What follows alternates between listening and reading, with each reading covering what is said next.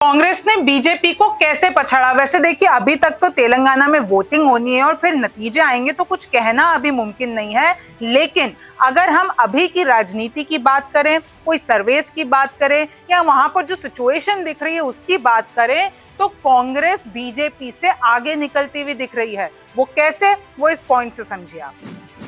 Telangana BJP के लिए बहुत ज्यादा इम्पोर्टेंट हो गया है, क्योंकि दक्षिण भारत में पांव जमाना बीजेपी के लिए अब बहुत ज्यादा जरूरी हो गया है। क्योंकि बीजेपी अगर तेलंगाना नहीं जीत पाती है तो साउथ में पूरी तरीके से साफ हो जाएगी। कांग्रेस तो वैसे भी तेलंगाना में बीजेपी से आगे दिख रही है।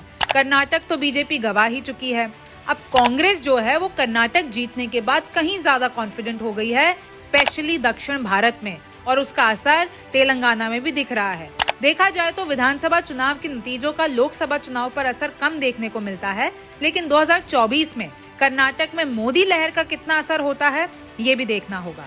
तेलंगाना में तो हाल ये है कि लाख कोशिशों के बावजूद बीजेपी कांग्रेस को पछाड़ नहीं पाई है, और 1.25 साल की लगातार कोशिश के बावजूद वो तीसरे नंबर पर ही देखी जा रही है। अब हाल ऐसा है कि केसीआर कहते हैं कि कांग्रेस, बीजेपी और ओवैसी मिले हुए हैं। कांग्रेस ये कहती है कि बीजेपी, केसीआर और ओवैसी मिले हुए हैं, और ओवैसी ये कहते हैं कि बीजेपी, केसीआर और कांग्रेस मिले हुए हैं। तो अब करें तो करें क्या, कहे तो कहे क्या, और जाए तो जाए कहाँ।